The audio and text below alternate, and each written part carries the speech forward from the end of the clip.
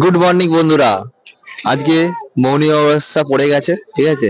মৌনী অমাবস্যার কেমন ভিড়, ঠিক আছে, দেখাচ্ছি, দেখতে থাকুন। দেখতে পাচ্ছেন মৌনী অমাবস্যার শাহী চানের জন্য মানুষের আগমন আমাদের কুম্ভ মেলাতে। কুম্ভ মেলার মধ্যে আছি আমি, আর কুম্ভ মেলাতে ভিড়।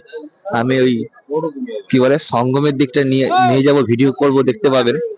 শাহী চানের জন্য বিশাল ভিড়। মৌনী অমাবস্যা পড়ে যাওয়ার জন্য এখানে লোকেদের সঙ্গে কথা বলে জেনেছি, এখানে আজকের অনুমান আছে প্রায় 8 লক্ষ মানুষ এখানে আসতে পারে, ঠিক আছে। 10 লক্ষ মানুষের মতো আসতে পারে এখানে, ঠিক আছে। যাই হোক, এরকম ভিড়। এখন টাইম বাজে 6টা 28, 6টা 28 টাইম। আলো ফালো এখনো জ্বলছে, ঠিক আছে। একটু কুয়াশা টাইপের চারিদিকটা। আর এখানে মানুষ পুরো ওপেন, মানে খোলা খোলা আকাশের নিচে এরকম ভাবে শুয়েছিল। সেম আমরাও শুয়েছিলাম, আমরা ঘুম থেকে উঠে পড়েছি, এখনো বহু মানুষ শুয়ে আছে, দেখতেই পাচ্ছেন, ঠিক আছে। এরা নদীর পাড়ে বসে ধ্যান করছে, ঠিক আছে।